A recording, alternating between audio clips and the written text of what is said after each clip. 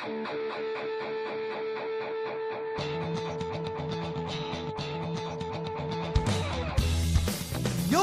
listening to the Let's Go Buffalo podcast, your new favorite podcast for everything Bills and Sabres. Oh, what's going on, everybody? You're listening to the Let's Go Buffalo podcast, your favorite podcast for all things Bills and Sabres, with the pals, Tom and Jake this evening. I'm doing my best Nigel impression. We miss him this evening, but we got episode 75 coming at you. Quick reminder before we get into it, go follow our social media accounts. They are all at Let's Go Buff Pod on Instagram, X, and YouTube. If you're watching on YouTube or listening, please leave us a like, drop a comment, ask us a question, whatever you feel. Helps us out with the algorithms. And Tom, let's get into it. How you doing tonight, buddy? Dude, I'm good. I'm pretty sure you have to pay for somebody's AAA insurance to get them out of a ditch that you just sent them in. Woo! A little too sensitive. Hey, sensitive, I love it. I love it. Let's fucking go, buddy. I'm good, dude. Happy Victory Monday. Hey, huh? It's Victory Monday indeed, Tom. What a game yesterday. How about those Bills? I want to get all into it, dissect it, but I'm a little thirsty first. I don't know about you. Please. Count me down, buddy. 3, 2, 1.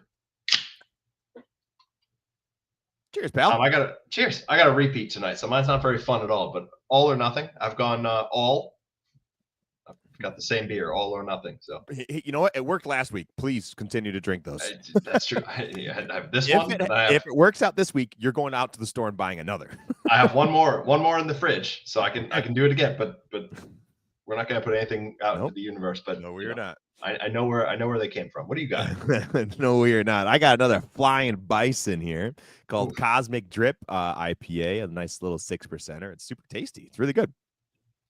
That looks incredible, dude. I want to see that can again. Yeah, get in there.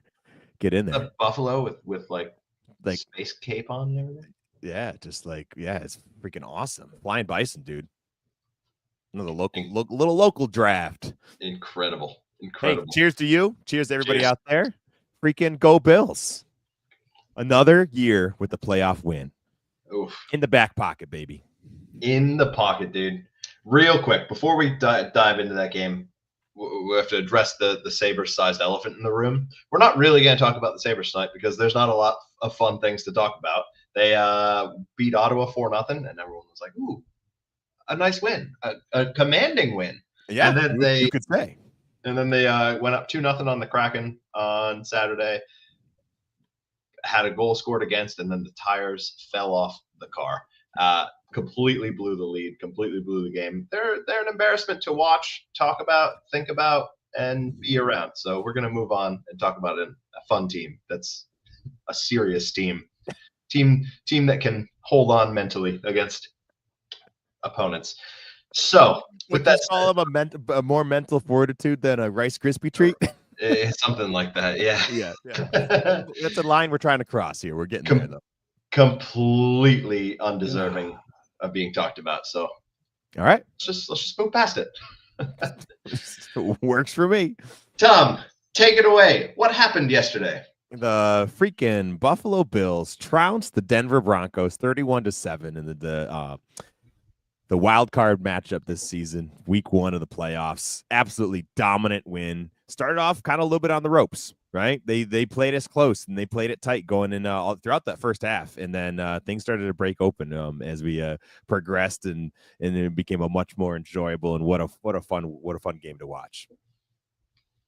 It was an absolute pleasure, dude. I gotta say, the second half was a lot more fun to watch than the first half, but yes, correct. The whole way, you're still watching a Bills playoff game. Like we have gotten used to that, but boy, the long drought years are still reminder enough that you got to enjoy these, right?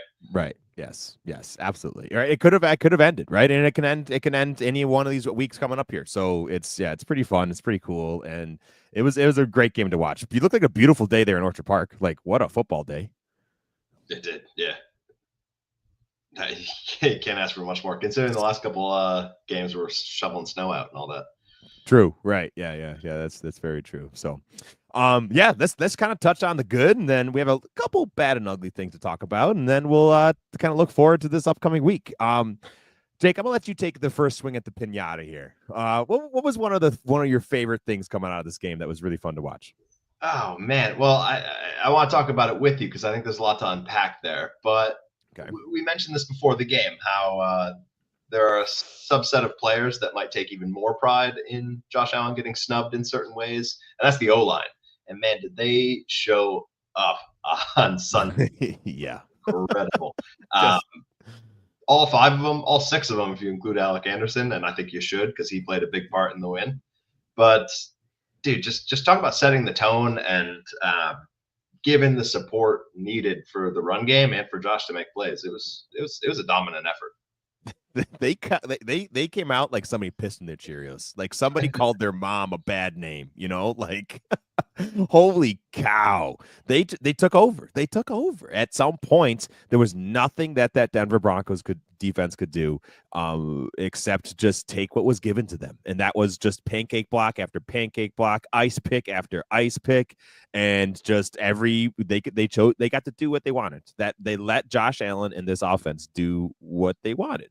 And that was dominating the trenches. It was dominating the time of possession. This stat is ridiculous. The Broncos held the ball for 18 minutes and 17 seconds. The lowest in Broncos history for the last 40 years. No way. I didn't see that stat. That was the lowest time of possession the Broncos have had in the last 40 years. That's incredible, dude. Wow. Bonkers. And both teams had 8 possessions. It wasn't that we had stolen possessions or it kind of had worked out like we had held the ball going into the half and then got the ball going out of the half. Like both teams had 8 full possessions, and the Bills just held the ball and just did what they wanted to do. It was amazing. Yeah. That's not to say they weren't effective. I mean, that first drive right off the hop, crazy long pass. I forgot who caught it, but Bo Nix looks legit. I mean, yeah, he has a nice long ball. He really does. Yeah, that touchdown to Troy Franklin on that broken coverage between Douglas and Rapp. They came out. Douglas after the game did come up and say, "Hey, Rapp and I saw that differently, and we got back on the same page, and we got things going." And that was a breakdown. That was a miscue from the Bills offense, and Bo Nix definitely took the advantage of that.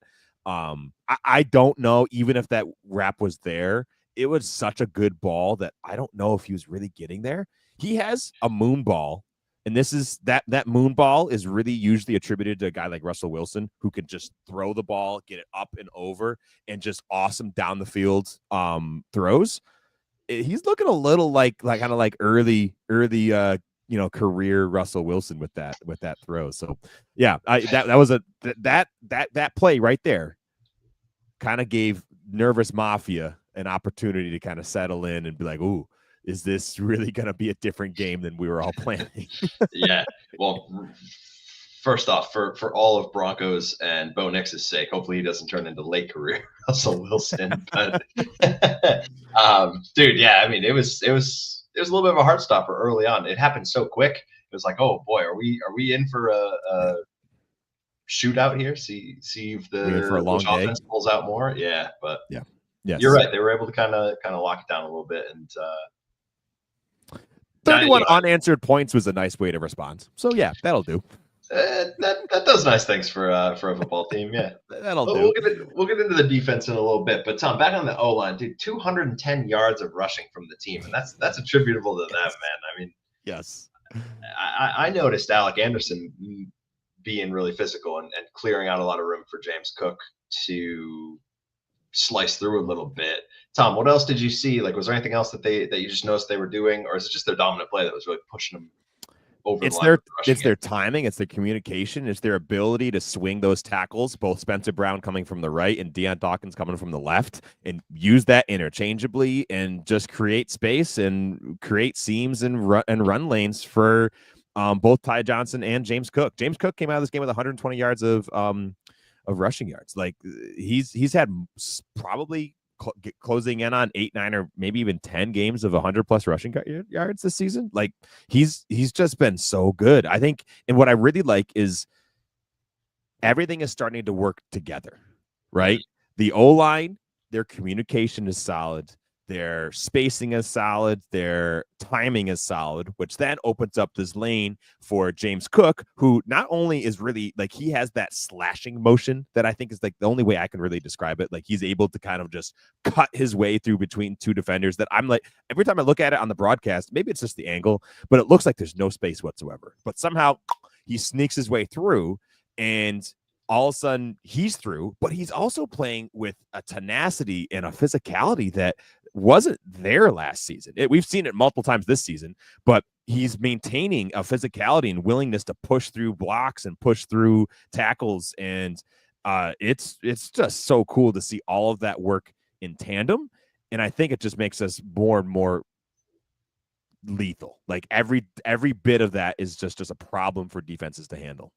Yeah, definitely. And just big boying people. There was that one play in the first quarter where they just they just basically picked up James Cook and carried him across the first down line. Yeah, like snowplowed him straight forward, right? It was another 10 yards. It was a lot, right? And then James Cook met a defender going into the goal line and just said no thank you and just continued to push. Just this physicality and a grit of this rushing offense to just take what's theirs was a really big deal. And that's so hard to handle, right? When you're a defense, it's embarrassing. It's hard to kind of turn that around. That's a momentum. That's a kind of unseen, I'm sure, like psychological like momentum that you can just get an edge and just know that you're going to be able to get what you want. That's so hard to deal with when you're starting to try to come back from that and turn that around. I can't imagine. Yeah, agreed, man. Anything else you wanted to say on the O-line, or should we kind of shift back in the offense? Yeah, let's keep moving. That's Josh had an awesome day, right? He looked so good. There was a few times I thought throughout the night or throughout the afternoon was, man, he's missing some easy throws. And then all of a sudden we see the stat pop up. He's like 18 for 22 or something like that, right? He ended the game for 20 for 26, only missed 6 passes. A couple of them seemed to be like really timely. And I think you had a good point about that. It's like sometimes his misses are a Keon Coleman who would have been wide open for a touchdown down the field. And it's like, it just stings. It feels like it's worth 3 missed throws, or something. For sure. Yeah. They feel weightier, I think is what I said. Cause you're right. 20 for 26 is an awesome stat line, but sometimes, they feel like they come in higher pressure situations or a bigger missed opportunity. But yeah, by no means am I complaining about Josh Allen. I want to be clear on that. But during the game, it felt like I had some ground to stand on to maybe complain about his accuracy during the game, and it just wasn't, right? He played great. He played really good. He had control. He was able to be methodical, and he had through with a touch. He ended up with 2 touchdowns, and then 8 for 46 on the ground. Playoff Josh Allen is a guy who's going to use his legs. I'm sure we're going to see that. We saw that last weekend, and we're going to see it this weekend. At some point, the gloves have to come off, and that's such a potent weapon for this offense, and just a plus on their column of A, you have a rushing quarterback, and B, that guy's a galloping moose down the field named Josh Allen, who's faster and stronger and bigger than everybody. So we're going to see more of that. And it was great to see him have a really solid day. No turnovers. Knock on knock, knock. We don't have that power. Bills Mafia, we don't have that power. However, knock on wood, please. But it was also really nice to see that we didn't need Josh to like put on the Superman cape to win this game, right? We had this rushing offense that was taking care of business. Yeah, agreed. I want to ask you about Josh. So I thought I saw like a couple moments. There were times where he picked the right play, the smart play, take the check down, take the easy yards kind of thing. But there were some other plays like that 4th and 1 pass to Ty Johnson where it seemed like he maybe was trying to force a little something. Do you think that was there, Tom, or am I being a little too overcautious? Like I want those to not be there. I want the easy plays in the coming weeks against upper opponents. Yeah, no, that's a good point. But he actually Josh talked about it in his post-game presser. And at least from his perspective, there wasn't an option to get at by that point of the play. He didn't have the option to either run or get a short pass. So he just wanted to give Ty Johnson a chance in the back of the end zone, because after that, it was going to be it was going to be a kick anyway. Well, no, it was a 4th and 1. No, excuse me. It was going to be a turnover on downs. So he just like, hey, said, hey, F it. Let's go try it. And thank God it worked out. What a catch, right? Yeah. If I'm a Broncos fan, I'm pissed, but what a catch. That was what a catch. Dude, let's give you some flowers for that too. Last week, 1 week ago, you're sitting here saying, boys, this is going to be a Ty Johnson game. And maybe he didn't take over the game like he did against Detroit, but still, he was involved. He was noticeable. Incredible catch there in the end zone for that touchdown. Shout out to you, Tom. What a prediction there. Thank you very much. I agree. I was hoping that it was going to be, well, I was expecting it to be a little bit more frequent and just kind of sprinkled in throughout the game plan, throughout the game. But no, he made his presence known in both the run game and the receiving game. Also, his blocking, man, he contributed to the O-line dominance, right? Which this Broncos defensive line is one of the best in the league. Perhaps the best in the league. And they get they've recorded the most sacks in the regular season against any team. And Josh got sacked twice, right? Which is a lot for this offense. But I think it's a testament to say that they averaged 3+, right? And we held them to only 2. So I think that was just another win in that offensive column. It was and it was really cool to see. It was really cool to see Ty Johnson again being used as this 3rd down running back, or technically on that one 4th down, right? Like, Josh claims and keeps proclaiming from the mountaintops that he's the best third down running back in the league. And I think that's absolutely true. The guy can block. The guy has great hands. He's just smart. He has football smarts. He knows how to get in space and stay in a play and catch a touchdown on the back of the touchdown, back of the end zone. Like, that's so freaking cool. And I think he's such a weapon and so valuable to this team. Yeah, they clearly trust him, and they should. What a pickup. What a pickup. Thanks, Jets. Yeah. Discarded to the side of the road with you, Ty Johnson. Thank you. Come home, buddy. Come home. Yeah, dude. So on that play, it was a bit downfield. So let's talk about Josh and looking at plays down the field. What you notice there? I mean, it's been maybe a mark of concern earlier in the year, but it seems to be much less so now that we're entering the postseason stretch here. What'd you think of those kinds of plays? This game, he was awesome. He was perfect. He was 4 for 4 on passes down the field. I think it was 4 for 4 and 2 touchdowns, right? On passes 20+ yards down the field, which is a little uncharacteristic for this season, Josh Allen. But we'll take it, right? Like, at some point, I guess you have to revert back to the mean. It was clear that the Joe Brady and the offense was trying to set that up for later in the game, right? So this is where the play action setups and everybody's all frustrated about 1st and 10 runs, 2nd and 10 runs early in the game. There was times where I'm sitting here just scratching my head, just like, dear God, why are we running it with James Cook just bouncing to the outside, second and long, and we get nothing from it? Well, it's because it opens this up. And I'm frustrated, this is at least makes it feel better, right? That it works when it comes back around. Yeah. But they were awesome down the field. It was great to see the receivers come to life. It was great to see Curtis Samuel be one of those receivers. Anybody remember Curtis Samuel? He plays for this team. He sure does. Yeah, what a day for him. Like, he looked great. And that's another point I wanted to make. I've seen some people loosely say, like, oh, where's Amari Cooper been? What's Amari Cooper doing?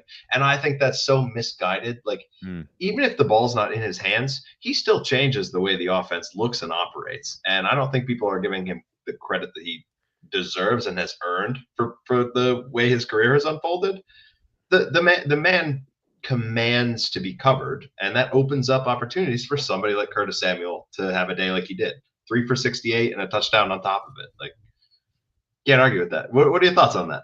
No, I completely agree. Yeah, I think there'll be an Amari Cooper game. I think this game was also not the game for our outside wide receivers. That Broncos defense is so good, right? That's Pat Surtain. That's a Pat Surtain set. This was going to be a tough game for Keon and Amari and Matt Collins to really make an impact in that passing game. But they're inside the field.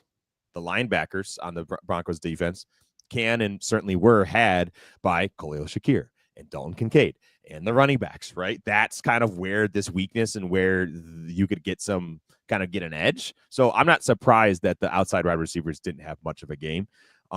Just considering who we were playing, right? This is an excellent, like, high caliber defense that the Bills offense kind of had their way with. And that's all the more impressive, especially given the stakes, right? This is a game where they needed to play really well and control this Bills offense. And it didn't happen. Whatever they tried, it wasn't working.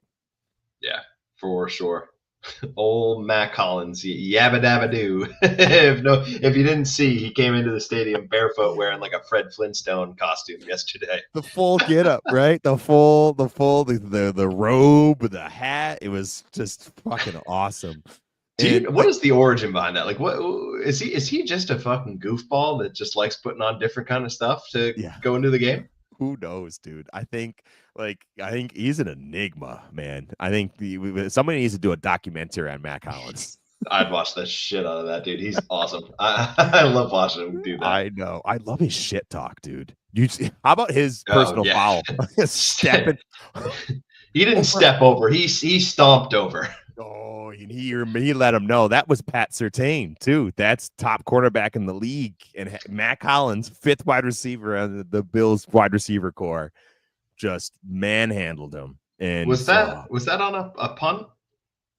So you're thinking of two different plays. Shit. The punt was Matt Collins was coming down as the gunner and just stole the soul of Marvin Mims. Just absolutely annihilated. I have no idea how Marvin Mims held onto that ball. Dude, I heard and felt that hit through my TV. Literally as hard as possible you can legally hit a man. Matt Collins did it. And then there was a little bit of chippiness after, and it was a personal foul on Marvin Mims for tossing the ball at Reed Ferguson, of all people, right? Mr. Nice Guy, just a big old teddy bear. What he was doing, he actually talked about it after the game. He came out, he was just saying, I was just trying to get it. It's called the K ball. It's the kicking ball. So that way it's not mixed in with all the other balls, because the kicking is just so particular. Like you want a ball that's, you want the right one, right? So the kickers, as they're kind of working through their warm-ups and things, they kind of get to pick which of the balls that were available for the game day. Hey, this is the one that I'm using for kicking. Every single, yeah, okay. Hold on. No, this is something I don't know as a more casual football fan. So I'm not trying to be cheeky or talk about Deflategate or anything like that, but are the balls not all the same? They are all the same. They start the game the same, but every time they're caught, every time they're landed on, every time the running back grinds it into the ground, it starts to, right? It has a little bit of a different shape, a different feel, a different texture. And kicking is so particular and is such a science that it makes a difference. So so for example, talking from a place that I know, in the NHL, they're switching pucks out every couple of minutes of game action. And those are vulcanized rubber. They're not changing air inside of them. They're staying the same, but they still swap pucks out. Are they not swapping footballs out every couple of couple of plays? They are. Yeah, they are. They probably have. I'm gonna guess. I don't know behind the scenes. We should at some point get a Bills maintenance guy on the podcast to ask him. I bet there's 30 balls for the day. 15 on one sideline, 15 on the other. And it's called the special teams unit. Calls it the K ball, and after every single punt, every single team, all 32 teams, all 32 long snappers, they'll go get the K ball at the end of a punt, so that way it stays with them, and they can use that ball again for the next punt. Yeah. Today I learned. That is fascinating. You're welcome. Yeah, and so Reed was saying, "Hey, man, like I'm just doing the same." He literally does it every single play all year. He's done it. And I'm just trying to go pick up the K ball. And Marvin Mims probably thought he was just coming up to talk trash and was pissed that, he just got annihilated and his soul snatched from him. The wires Reed crossed. Ferguson earned us a nice little 15 plus yards. Actually, I think it was only like 7.5 because I think it was too close to the end zone. So I think it was like half the distance to the goal, one of kind of those ones. But yeah, we'll take it. Thanks, Reed. Take it. Dude, I had another note on wide receivers. You did Mhm. too. I know you did, but I think we need to talk about this guy a little bit. Let's talk about Khalil Shakir again, because it's becoming a problem in a good way. How often we need to talk about him. The dude just can't be brought down No. after snagging the ball. Nope. Dude, and also on punt returning, filling in for Brandon Codrington, who was inactive this week with a hamstring injury. Dude, we were all a little nervous about it because he hasn't been doing that all year. He ripped one off for a good 20, 25 yards or something like that. I don't know if you have the number on yet, but man, looks good doing it. So good. I think that's unsung hero of the game, that he fielded those really well. There was no ball security issues, right? He made good decisions. And he's clearly lethal with the ball in his hand. So good, so cool to see, and good to know that if for whatever reason a hamstring issue with Codrington continues, like, we have a solution that can work and be safe. The big thing with special teams is you want them to be safe. You don't need them to all be explosive. You need them to be safe and not make dumb decisions. both like, keep Khalil Shakir feeling good and healthy, safe, and also keep the ball safe. I assume Yes. you mean both. Yeah, exactly. Don't give the ball over in some dumb, stupid way, like maybe a freaking fake punt. Right? God. What are we doing? What are we doing? Tom, we're still on the good section, not the bad and the ugly. Okay. Well, report back. I will gladly report back. But I agree with you. Shakir's contact balance is maybe second to none in the league. I don't know if there's anybody better. The broadcast was saying like Jamar Chase is the only guy that had more yards after catch or something like that than Shakir. Only guy who has more. And Jamar Chase is arguably the best receiver in the league. The gold standard, right? Yeah. So just every time Shakir gets the ball, he's going to catch it. He was 6 for 6 yesterday. He's back to his 100% catch rate ways. And, he's going to do something with it. He's going to make something of nothing, right? He's just a little, close magic magician, and he can just turn you on your head and make you look the other way, and boom, all of a sudden he's 5 yards behind you. Yes, sir. Such a weapon. I've used that term a couple too many times today, but my God, keep using it, dude. It's if the shoe fits, use it. Right. That's not the phrase. Anyways, moving on. Dude, I'll leave it up to you. We did kind of segue into the bad and the ugly. I do want to talk and have a conversation about the defense, but do you want to get into a few of the bad and ugly, like that fake punt first? So I do. I got a bone to pick with Mr. Matthew Smiley. I don't know why you still have a zip code in Western New York, but it should be removed. You should somehow be relocated to anywhere except Western New York. Have you tried Toronto? We love our Tom. Toronto's not that far from Buffalo. I'm so sorry, but anyway, that's true. He could probably still commute to the game. All right. I think what you're trying to say is you want to fire Matt Smiley. Yes, send him to the freaking moon. Try the lunar zip code. Remote working's really big right now, Tom. That's all I'm saying. I don't know. I mean, it's such a frustrating thing because you can say, there's other places in the special teams unit that it works awesome. Tyler Bass was fantastic. He made every kick he needed to. All of the long snaps were clean. Mac Hollins was able to get free and absolutely embarrass a NFL active player. Many of the other parts of this special teams unit worked out great, except for these really just stupid, give a team a reason to stick around mistakes. It's despicable and unacceptable. I don't know how Sean McDermott, who's a man who clearly prides himself on consistency and details, can stand to have a guy like Matt Smiley on his coaching staff. I truly don't understand it. Truly, it baffles me. It just baffles me that you can allow these things to happen. That fake punt happened on a punt that was right around the 50, right? Which is perfect area, just too far for you to really go for it. I think it was like 4th and 7, and it was going to be like a 56-yard field goal. Will Lutz is a great field goal kicker, so honestly, that probably could have been a good option.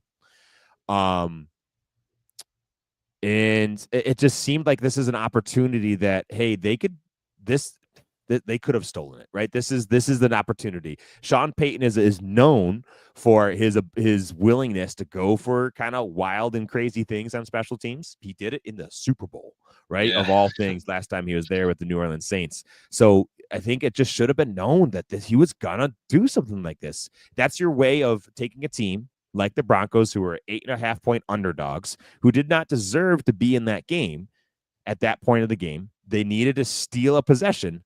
That's the way to do it, right? And they did. Yeah, kept the ball. And they did. They kept the ball. And just anyway, I don't know. So frustrating. I hope to God that somebody gets in his ear and starts to help make better decisions, that we don't get kind of something silly like that happening again. And this next week game, and because that's a silly way to lose out. For sure. Yeah, agreed. Both sides. Last time we played the Ravens, there was a trick play that didn't go so hot for the Bills. Exactly. Like, what do we digress? Yeah. So, digress. The other thing, so the other bad and ugly thing, the injuries, dude. There was some tough looking downed players on the field with some head and neck injuries, man. They were making me sweat, Yes. So looking back now, I don't know if you've seen like an injury report or anything. How are we looking going into next week? Anybody banged up or? I've not seen. I've not had time today to kind of go out and find that. I'm assuming Ray Davis is going to be in concussion protocol, so I think we're going to be down Ray Davis for next week. The fact that Taron Johnson and I want to say it was Cam Lewis was the other one. They both returned to the game, I think, is good news. So I think that they will be included. However, that's something to kind of keep an eye on for this week as we go through. I would imagine Ray Davis is out, but I think the other two will be able to play. All right, good deal. Yeah, stop leading with your head, boys. Yeah, protect the noggin. Should we end on a high note here? Talk about the defense a little bit. Yeah. Yes, sir. Dude, I think of all the phases of this team, I think we were all nervous that defense was the one that maybe could let us down. This is a great response. We should continue to doubt them. Please, everybody, say everything you can to say that you don't think the defense can do anything and won't keep us in games, because wowzers, they were phenomenal. They had an answer. They had an answer for everything Sean Payton and that Bo Nix offense wanted to do. Yeah, they were great, and I think the skepticism was warranted. I mean, there were some absolute shootout games going down the stretch there against tough opponents, yes, but they were pretty malleable, bending quite a bit, maybe not breaking, but bending a lot. But dude, yeah, they had answers for the Broncos after, albeit not the first drive, maybe on a broken coverage play, but past that, man, yeah, they were superb, very solid. They did their classic tighten down the ship, tighten down the hatches, and all right, let's figure it out and held them to 7 points, right? That was the only points they scored that game. And that was an offense that was over the last half of the regular season was averaging like 32 plus points a game. So holding them to 7 is not nothing. It's not like we were holding a mediocre offense to only a couple points. Like this was a real deal for them to be able to go in and take over and take control. I think what really helped was this D-line made their presence known. While no, they didn't necessarily get Bo Nix to the ground. They didn't necessarily contain him and his legs a few times. Their pressure rate was unbelievable. They pressured Bo Nix on 51.9% of all snaps, of all pass snappings. So they made their presence known. Von Miller was awesome. It was so cool, and I think it was pretty clear that this Bills team was kind of saving him for the postseason, because he up for the regular season he was averaging like 25% of snaps, which was fine, right? Kind of right where you wanted, especially because he was effective on those 25% of snaps. He came in and he did a good job. He was up to 50% this game, which is, you know what? If he has to only play, hopefully, just a handful of games here at a higher percentage, I think that's perfect for a guy like Von Miller. All right, gloves off, buddy. Go seal up that Hall of Famer career and make a postseason impact and bring something home. So really cool to see Von Miller step up and really do a great job in both pass and run coverage. Yeah, a lot of players get a bump when they're going against a former team like that, especially in a high stakes situation. So I hope he didn't burn all the juice in that game.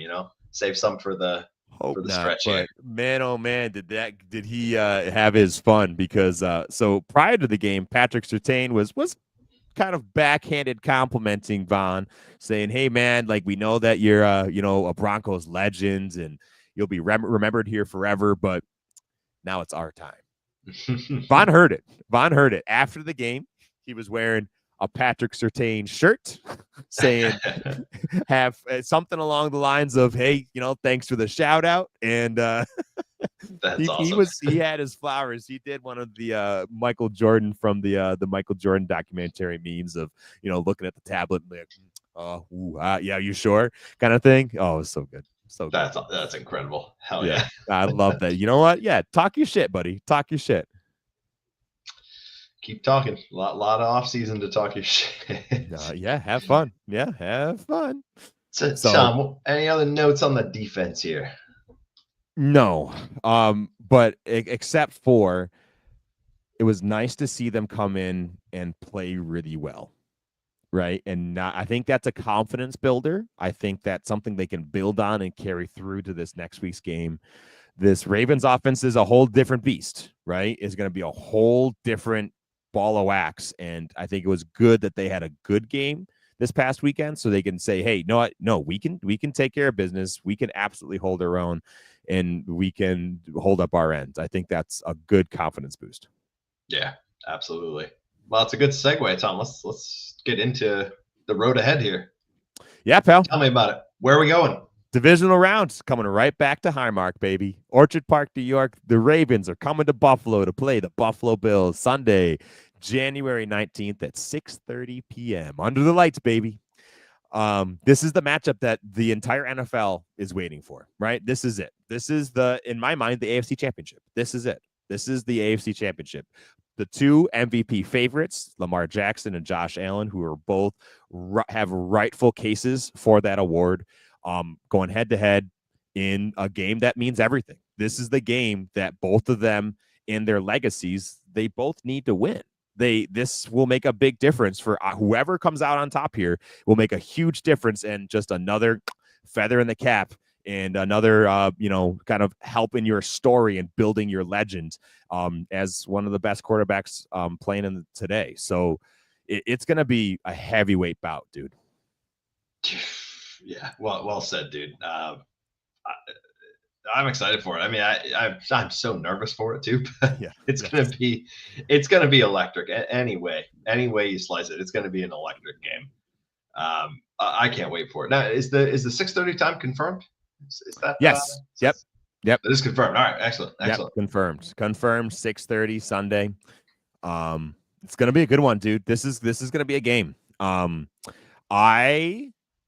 I want to kind of talk through kind of where I think how the Ravens are going to attack us. And then I do want to kind of go in of why I think this game is not always indicative of what happened earlier in the season in week 4, right? So clearly the Ravens offense runs through Lamar Jackson and Derrick Henry, right? That is the problem. That is the crux of the problem. How do you deal with two of the best and most athletic and most dynamic players in the league right now who happen to get to line up next to each other every single snap on the offense, right? Like, just to kind of peel back the curtain there, how cool must it feel to be Derrick Henry and Lamar Jackson and be like, yeah, we're going to walk up to this line of scrimmage and it's he's on my team. Like that's got to be a fucking great feeling. I mean, they're two of the best in the league, dude. I don't know how you face against that and not get a little panicked, but I think the Bills have kind of limited that a bit, barring the game earlier in the year. Right. So the last few times that the Bills have played against Derrick Henry, albeit these were not when he had Lamar Jackson next to him, he was playing on the Titans, including this last week, the earlier in the season game, the Bills have held Derrick Henry under 100 rushing yards in 4 out of 6 matchups and under 60 yards in 3 out of 6. So they know how to do it when he's on the Titans. Can they replicate that when he's on the Ravens? And Ugh. that's my question, right? Dude. That's my question. They haven't done it when he's able to line up with Lamar Jackson in this offensive line and Patrick Ricard, their 300-pound fullback who's gets to, kind of help clear space too. So I think I'm really excited for the Bills to have another shot at playing this offense because I trust Bobby Babich and Sean McDermott to learn from those mistakes and be able to come up with a better game plan. Yeah, for sure. Exactly. Like he's lining up with a great supporting cast. Who was with him in Tennessee? Like there were some good teams, but he was the undeniable star of that offense. Right. It wasn't him going up with someone like Lamar Jackson, who opens Exactly. up so much space for other things. So I have some thoughts on how we can attack that that strength of theirs later on, but we'll get to that in a few minutes here. I think another big question mark for the Ravens offense is if Zay Flowers is available. He at the moment he's still questionable. Harbaugh was in a interview today saying we're going to have to wait and see. We don't know. Zay Flowers is just such a consistent and dynamic part of that offense. He's a catalyst, right? He helps move the ball. He's some of those short and quick answers for Lamar to help get the ball out fast and into space, and he's dynamic with the ball in his hand. So he would be a boon for them to have and a loss for them to not. So I think that's going to be something to pay attention to as we're looking at injury reports going into the weekend. Yeah, like we talked about with Amari Cooper, I think it just opens up options elsewhere if he's able to go. So yeah, not an excuse if he plays or doesn't as far as matching up against this offense, but he certainly makes it a little scarier and gives it a little bit extra firepower. So yeah, totally. We'll see. I think their big game plan is we got bigger people and you can't stop us. Right. That's how the Ravens like to play offense. So we're going to see tons of 2 tight end and 2 running back sets with Mark Andrews, Isaiah Likely out there, Patrick Ricard, that 300-pound fullback I was talking about, who might be the best fullback in the league. I'm sure Reggie Gilliam and Kyle Juszczyk have something to say about that, but he might be. He's so good. Again, it's hey, we're just bigger than you, and at some point, mass moves mass. Right. And it's a physics problem and you just can't deal with that. So they're going to be very physical. This is going to be a huge test for Ed Oliver and Daquan Jones. Step up to the plate, boys. Now's your chance. And do you think that was kind of how they beat us earlier in the year? Big on big, just bigger on big, and kind of bowling through a little bit. How do you think that went? Absolutely. And the big reason is because we did not have Matt Milano, Terrell Bernard, and Taron Johnson, our literal middle line of that defense. The Bills are known, right? We've talked about this all season. The Bills are known for playing with smaller personnel and not matching and almost never going to base defense. We're almost always playing nickel defense with Taron Johnson on the field as opposed to a third linebacker. Well, it's because Terrell Bernard, Matt Milano, and Taron Johnson can all play bigger than they are. They can all play the run really well. And there's such an impact on in space, in pass protection, that they kind of counteract this. Wait a second, we can't run. They don't have this downhill 250-pound running back or linebacker kind of defending the run ability. But they're able to be such weapons in other places that it kind of counteracts all that disadvantages. So they're the reason that the Bills scheme works. And we had Balen Spector, Dorian Williams. Like, we had all these players who are down the depth chart for a reason and are not starting linebackers for this Bills defense, trying to fill in and play against the best rushing offense in the league. I have a lot more faith in Matt Milano, Terrell Bernard, and Taron Johnson to put up a better defense against this rushing offense. Who knows? They could still have their way. Absolutely. They are so good. The Ravens, I mean. But I think this is our best defense and our best kind of response to an offense like that. Yeah, and they probably will. I mean, we like to give light boxes. We like to let other teams kind of run the ball, move the ball to their to their fancy through the 20-yard line to 20-yard line, but lock it down in the red zone. So Totally. Yep. With a run offense like that, it scares me, but I think they probably will have a lot of success doing that. Got to stop them before they punch it in, though. I completely agree. I think there's also a good possibility we'll actually see base defense this game because we have Matt Milano and Terrell Bernard on the field. I think that Dorian Williams will join them a few more snaps than normal, and it won't just be Taron Johnson playing nickel. So I think we'll see that to kind of match up to some of their bigger personnel. And yeah, I think that's going to be a big kind of difference maker in this matchup. That's my biggest thing that's difference between playing week 4 and playing divisional round of the playoffs here, of how the Bills could have a better chance. Yeah. And on the other side of the ball too, there's some pieces that were either not there or have now become better acclimated. Talk to me about some of those. I mean, we've mentioned his name a couple times, but first and foremost, Amari Cooper is on the team now. Yeah, I think he wasn't even a Bill, right? He was still on the Browns. He was still suffering with Deshaun Watson. So I think he's an awesome response. I think letting Keon play a full season's worth of games and get more acclimated with Josh and just more familiar with how he wants to play. I think seeing Curtis Samuel against the Broncos start to kind of come to life a little bit, I'm excited. I would love. He's been disappointing all year. I think it's because he was injured. He was taking time to get acclimated with the offense, and it just wasn't coming together yet. Maybe it's going to come together now. It came together last week, and that was awesome. Yeah, maybe it doesn't. I mean, that's the whole mantra of the offense is everybody eats. So maybe he doesn't. Maybe he's invisible, but maybe this is a Matt Collins game or Dalton Kincaid pops off or, there's other options. So. Right. Totally. I think the fact that the run game has kind of solidified earlier on in the year, we saw that the offensive line still figuring out and kind of ironing out some communication kinks. I think that is completely figured out. So I think that's a plus in our column. And I think we got to remember that Josh Allen was dealing with that broken hand. Remember, he broke his left hand in that the opening game of the season against the Cardinals. So he was still dealing with that. I'm assuming that's much more healed. Sure, he's got a fingernail that ripped off this past game, but whatever, it's Josh Allen. The guy's one of the toughest in the league. He's going to play through that. He's going to be fine. But a broken hand's a broken hand,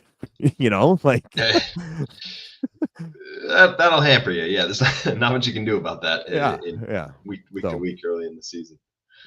So the offense, how about matching up against the Ravens defense? Talk to me about them. I don't know that much about their defense, to be honest with you. Who am I watching for? What are they good at? Where are their weaknesses? Their game is run defense, man. Their game is run defense. Their pass offense was able to be had a little bit early on in the season, and it improved going into the postseason. But they allowed the least amount of yards per game with 7.2 yards on the ground. Which is incredible, is so good. But however, that's going to be good on good with this Bills' excellent run game. They also allow the 6th fewest rushing yards to quarterbacks. So we're going to kind of see, I know we kind of talk about just Josh's legs being an advantage and something that should be used. We'll see if they'll be able to capitalize on that. I bet at least in short yardage situations for sure. Maybe Josh isn't coming out of here with 50 plus yards, but I'm sure in some situational kind of spots in the game, I'm sure we'll see Josh turn the wheels on.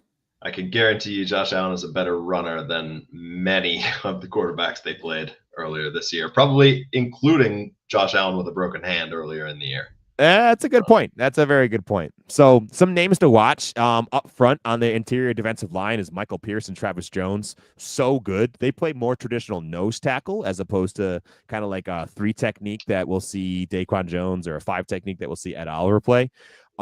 So they kind of play stuff. They're more run stuffing, big body dudes. Roquan Smith is also one of the best run defenders in the league. So I'm sure he's going to make his impact known. We got Kyle Hamilton in the back playing safety. They have a squad. So it will be a very physical game. And I think it's going to be whoever can really establish physicality first. It's whichever, and it's going to start up in the trenches, right? Thank God we got dudes who have a chip on their shoulder, have an MVP candidate to defend, and really make a stance for. I really think our offensive line is they're gonna come out with having some problems with this Bills D line Ravens D line and really make their presence known. I hope so, man. I hope so. And I mean, get a good script. We've seen time and time again where the Bills like to play with the lead and how much it can deteriorate if they don't. So start strong, middle strong, finish strong. Right. Yeah. Well, that was the problem that we saw early in the season, right? The Ravens got ahead real quick and boom, all of a sudden we're playing from behind, and that's not a spot that the Bills could do very easily, especially against one of the best teams in the league, right? So I think the Bills need to figure out a way to keep the lead or at least keep it a neutral game script. I don't know if I want to say this. I think that if the Bills win the toss, the right move is to defer, right? There is a statistical advantage for you winning a game if you defer when you win the coin toss at the beginning of the game and get the ball at the half. However, I think I would not blame them for wanting to take the ball at the beginning of the game and go up, make a statement, get points on the board, and start from there. So I think statistically you want them to defer, but I could also see the argument for taking the ball and knowing you're going to go. But you got to score. At that point, you got to go get it. I was going to say it puts a lot of pressure on you to then capitalize on it. But I think the game earlier in the year, I think it was early on where Derrick Henry ripped off a massive yardage. First game of the drive. First drive of the game. First drive of the game, yeah. So, and then, then you're battling back uphill. And we literally saw different execution, different team, different players. But that's what we saw happen yesterday. Got to avoid that against this team because the Ravens are going to make you pay for it a lot more than the Broncos will. And that's, all respect to the Broncos. They're a good team, but the Ravens are, like you said, it's this feels like it's for the conference. So I think it is. Now, thank God, the final point that I want to send us off on is that we're playing at Highmark, baby. We're playing at home. But Bills fans, Bills Mafia, if you're going out there, you're going to be at this game, make your presence known. Give them hell. Make it terrible for this Ravens offense to try and do anything whatsoever without being disrupted. They are actually really well known for making mistakes, meaning pre-snap penalties, doing different stupid things to kind of shoot themselves in the foot. Well, guess what? Help them there. Help them out, right? I think playing at home in front of this Bills crowd is such a huge advantage for the Bills this weekend. I can't say it enough. I think Bills Mafia is really going to make their mark on this game. I hope so. It's so fun watching on TV, seeing the crowd disrupt an offense like that. So yeah, it's gonna I think it's gonna make a difference. So at least I sure hope so. Should we do some score predictions, bud? Yeah, I think we should. I'll go first if you don't mind. I think it's going to be an absolute nail biter. I think it's going to come down to kind of whoever has the ball last, kind of a game. I can't sit here in good faith and pick the Ravens to win, so I'm picking the Bills, but 1-point game, 31-30. That's my tight one. Yeah. I'm gonna pretty much agree with you. I'm gonna have a little bit kind of a larger spread here.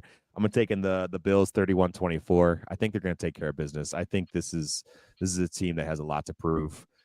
Playing at home with an offensive line who's ready to just tear somebody's heart out. Like I think the Bills are gonna be able to put it together.